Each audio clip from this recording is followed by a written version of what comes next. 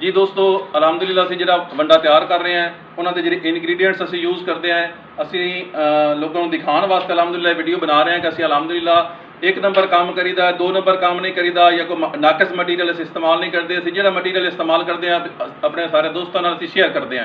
सब तो पहले असी चोखर इस्तेमाल कर रहे हैं, तुहानूं दिखा रहे हैं बूटा आयल दूसरा फ्लोर मिले उन्होंने असी चोखर इस्तेमाल करते हैं बड़ी अच्छी क्वालिटी का जी। बहुत जी उस तो बाद दूसरे नंबर पर जी चीज़ इस्तेमाल कर रहे हैं वो है राइस पॉलिश। राइस पॉलिश की चीज़ होंगी, कई लोगों के जिन्हें सवाल आता है कि राइस पॉलिश पता है की चीज़ है। ये चावलों की दुक्की नहीं होंगी जी खचरां नूं या खोदे नूं पाई दी, बल्कि ये चावलों के उत्तों जो ब्राउन कलर होंदा ना उसनूं उतारिया जाता और इस बड़ी अच्छी प्रोटीन तकरीबन इस 12% प्रोटीन होंदी है और हल्का फुल्का इस आयल भी होंदा है और ये बड़ी अच्छी चीज़ है वंडे के इस्तेमाल करनी चाहिए। स्पैशली जो फैटनिक वाले जानवर होवन, बकरे होवन, वड्डे जानवर होवन, उन्होंने वास्ते बड़ी अच्छी चीज़ है जी।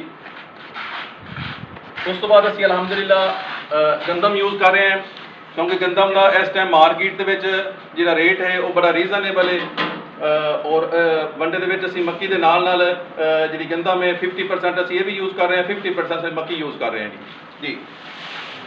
अगा आ जाओ इसी को क्या बनाए जी। उस तो बाद असी अलहमदुलिल्लाह मक्की यूज़ कर रहे हैं, तो नज़र आ रही है अच्छी क्वालिटी की मक्की। हुण देखो जी मक्की की मार्केट के इस टाइम जी वैल्यू है 1800 रुपए मन तो लगते 2800 रुपए 3200 रुपए तक मार्केट के दस्तियाब है। लेकिन साड़ी कोशिश होती कि जी टॉप क्वालिटी की अच्छी कम तो कम मॉइस्चर उस होवे और अच्छी प्रोटीन होवे और टॉक्सन तो बची होवे, असी अलहमदुलिल्लाह वो मक्की यूज़ करते हैं जी हो जी। उस तो बाद यह है जी चनिया का करा, ये असी अलहमदुलिल्लाह ग्राइंड कराया। ग्राइंड कराने के नाल ये होंदा है भी जानवर जिहड़ा है उसनूं अच्छे तरीके नाल पिक कर लैंदा है, हाजमे के मसैल नहीं होंदे ना छोटे बच्चों वास्ते ना ही वड्डियां बच्चों वास्ते। असी उसनूं ग्राइंड कीता है चनिया का छिलका जी। उस तो बाद असी अलहमदुलिल्लाह प्रोटीन सोर्स के ये जो तुहानूं दूसरे सोर्स दसते हैं सारे एनर्जी सोर्स हैं। प्रोटीन सोर्स के जी चीज़ असी इस्तेमाल कर रहे हैं वो है जी पहले नंबर पर कनोला मील। कनोला मील भी अलहमदुलिल्लाह असी इंपोर्टेड यूज़ करते हैं जी। सटो जी। उस तो बाद इस आ जाती है सरसों की खल।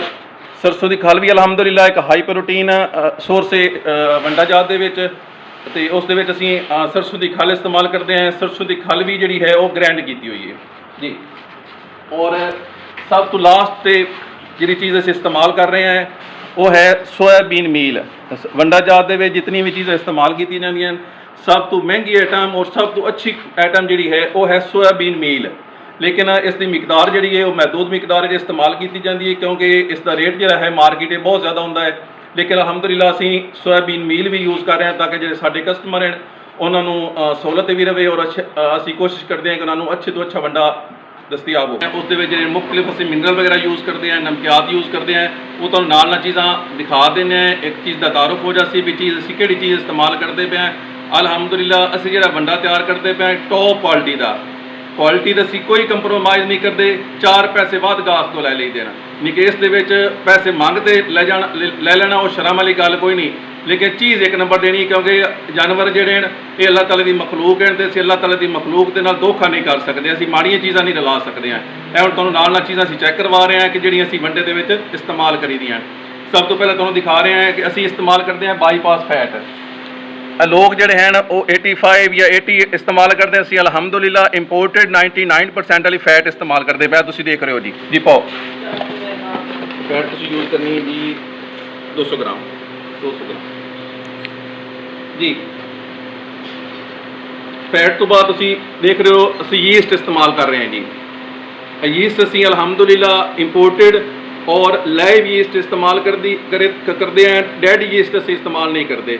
अच्छी क्वालिटी की लाइव यीस्ट इस्तेमाल करते पे जी। जी भाई असी मिनरल जो यूज़ कर रहे हैं अलहमदुलिल्लाह असी वाइट गोल्ड मिनरल यूज़ करते हैं और तुहानूं दिखा रहे हैं नाल तुसीं देख रहे हो वाइट गोल्ड मिनरल जो है असी अलहमदुलिल्लाह अपने जो वंडा से सेल करते हैं उस या अपने जानवरों वास्ते इस्तेमाल करते हैं। असी वाइट गोल्ड मिनरल यूज़ करते हैं जी। जी उस तो बाद असी अलहमदुलिल्लाह इस DCP पाउडर यूज़ करीदा है। अलहमदुलिल्लाह तुसीं देख रहे हो थैले नूं असी इंपोर्टेड DCP यूज़ करते हैं, लोकल नहीं करते। ਲੋਕਲ ਤੁਹਾਨੂੰ 2500 ਤੋਂ ਹੀ ਮਿਲ ਜਾਣਾ ਹੈ, ਲੇਕਿਨ ਅਸੀਂ ਅਲਹਮਦੁਲਿਲਾ ਜਿਹੜਾ ਅੱਛੀ ਕੁਆਲਿਟੀ ਦਾ ਹੈ 5500 ਰੁਪਏ ਦਾ ਬੈਗ ਅਸੀਂ ਉਹ DCP ਇਸਤੇਮਾਲ ਕਰੀਦਾ ਜੀ। ਉਸ ਤੋਂ ਇਲਾਵਾ ਅਸੀਂ ਇਸਤੇਮਾਲ ਕਰਦੇ ਹਾਂ ਟੌਕਸਨ ਬਾਈਂਡਰ। ਇਸ ਦਾ ਇਹ ਫਾਇਦਾ ਹੁੰਦਾ ਹੈ ਕਿ ਜਾਨਵਰ ਦੇ ਵਿੱਚ ਕਿਸੇ ਕਿਸਮ ਦੀ ਕੋਈ ਜ਼ਹਿਰੀਲੀ ਚੀਜ਼ ਖਾ ਲੈਂਦਾ ਜਾਨਵਰ, ਜਾਂ ਕੋਈ ਫਫੂੰਦੀ ਲੱਗੀ ਹੁੰਦੀ ਹੈ ਜਿਹਨੂੰ ਆਪਾਂ ਉੱਲੀ ਆਖਦੇ ਹਾਂ, ਅਗਰ ਉਹ ਚੀਜ਼ਾਂ ਖਾ ਲੈਂਦਾ ਜਾਨਵਰ ਤਾਂ ਜਾਨਵਰ ਨੂੰ ਮਿਹਦੇ ਦੇ ਮਸਾਇਲ ਪੈਂਦੇ ਹਨ। ਟੌਕਸਨ ਬਾਈਂਡਰ ਦਾ ਫਾਇਦਾ ਇਹ ਹੁੰਦਾ ਹੈ ਕਿ ਉਹ ਹਰ ਚੀਜ਼ ਜਿਹੜੀ ਹੈ ਉਹ ਉਸ ਦੇ ਜਿਸਮ ਦੇ ਵਿੱਚੋਂ ਖੋਸੀ ਦੇ ਜ਼ਰੀਏ, ਮੇਂਗਣੀ ਦੇ ਜ਼ਰੀਏ ਜਾਂ ਪਿਸ਼ਾਬ ਦੇ ਜ਼ਰੀਏ ਜਿਹੜੀ ਹੈ ਉਹ ਖਾਰਜ ਹੋ ਜਾਂਦੀ ਹੈ। ਇਹਨੂੰ ਟੌਕਸਨ ਬਾਈਂਡਰ ਬੋਲਦੇ ਹਨ। ਔਰ ਅਲਹਮਦੁਲਿਲਾ ਇਹ ਵੀ ਅਸੀਂ ਯੀਸਟ ਬੇਸ ਇਸਤੇਮਾਲ ਕਰੀਦਾ, ਲੋਕਲ ਇਸਤੇਮਾਲ ਨਹੀਂ ਕਰੀਦਾ। ਤੁਹਾਨੂੰ ਦਿਖਾ ਰਹੇ ਹਾਂ ਜੀ, ਲਿਆਓ ਜੀ। ਦੇਖਦੇ ਪਿਓ ਤੁਸੀਂ ਕਿ ਅਸੀਂ ਜਿਹੜਾ ਟੌਕਸਨ ਬਾਈਂਡਰ ਇਸਤੇਮਾਲ ਕਰਦੇ ਹਾਂ ਉਹ ਯੀਸਟ ਬੇਸ ਔਰ ਅੱਛੀ ਕੁਆਲਿਟੀ ਦਾ ਇਸਤੇਮਾਲ ਕਰਦੇ ਹਾਂ। ਥੈਲਾ ਤੁਸੀਂ ਦੇਖ ਸਕਦੇ ਹੋ ਜੀ। ਓਕੇ ਜੀ। ਉਸ ਤੋਂ ਬਾਅਦ ਅਸੀਂ ਇਸਤੇਮਾਲ ਕਰਦੇ ਪਏ ਹਾਂ ਜੀ ਮਿੱਠਾ ਸੋਡਾ। ਮਿੱਠਾ ਸੋਡਾ ਜਾਨਵਰ ਦੀ ਹਜ਼ਮੀਅਤ ਵਾਸਤੇ ਬਹੁਤ ਹੀ ਅੱਛੀ ਚੀਜ਼ ਹੈ, ਬਹੁਤ ਹੀ ਅੱਛੀ ਚੀਜ਼ ਹੈ। ਦੁੱਧ 'ਤੇ ਵੀ ਇਸ ਦਾ ਬੜਾ ਅੱਛਾ ਅਸਰ ਪਾਉਂਦਾ ਹੈ ਔਰ ਜਾਨਵਰ ਦਾ ਜਿਹੜਾ ਹਾਜ਼ਮਾ ਹੈ, ਜਾਨਵਰ ਦੀ ਜਿਹੜੀ ਭੁੱਖ ਹੈ ਉਹ ਇਸ ਨਾਲ ਵੱਧਦੀ ਹੈ। ਅਸੀਂ ਅਲਹਮਦੁਲਿਲਾ LCI ਵਾਲੇ ਦਾ ਅੱਛੀ ਕੁਆਲਿਟੀ ਦਾ ਜਿਹੜਾ ਹੈ LC ਕੰਪਨੀ ਦਾ ਉਹ ਇਸਤੇਮਾਲ ਕਰ ਰਹੇ ਹਾਂ। ਇਹ ਤੁਸੀਂ ਦੇਖ ਰਹੇ ਹੋ ਲੱਕੀ ਕੋਰ ਇੰਡਸਟਰੀ LC ਵਾਲਿਆਂ ਦਾ। ਉਸ ਤੋਂ ਬਾਅਦ ਇਸ ਦੇ ਵਿੱਚ ਇਸਤੇਮਾਲ ਕਰਦੇ ਹਾਂ ਨਮਕ, ਸਫੈਦ ਨਮਕ ਜੀ ਦੋਸਤੋ। ਉਸ ਤੋਂ ਬਾਅਦ ਅਸੀਂ ਇੱਕ ਅਹਿਮ ਚੀਜ਼ ਜਿਹੜੀ ਲੋਕ ਇਸਤੇਮਾਲ ਨਹੀਂ ਕਰਦੇ, ਅਸੀਂ ਅਲਹਮਦੁਲਿਲਾ ਆਰਟੀਫਿਸ਼ੀਅਲ ਫਲੇਵਰ ਵੀ ਇਸ ਦੇ ਵਿੱਚ ਯੂਜ਼ ਕੀਤਾ ਜਾਂਦਾ ਹੈ।